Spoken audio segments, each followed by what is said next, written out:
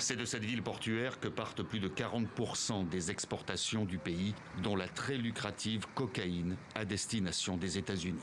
C'est aussi ici que l'on tue le plus de 300 morts en 3 ans dans une guerre sans merci qui oppose 2 gangs rivaux pour le contrôle du marché de la drogue. Et pourtant, certains de ses membres viennent d'accepter de ranger leurs armes dans le cadre d'une trêve et de se mettre au travail pour réhabiliter leur quartier.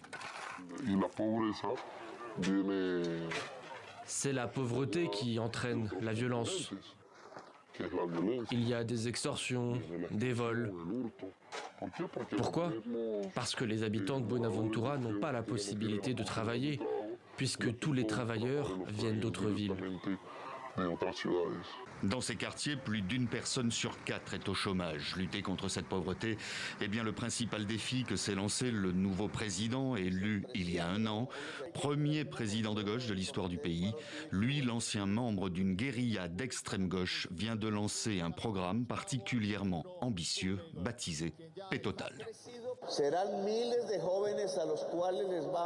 Des milliers de jeunes seront payés pour ne pas tuer, pour ne pas participer à la violence, pour étudier.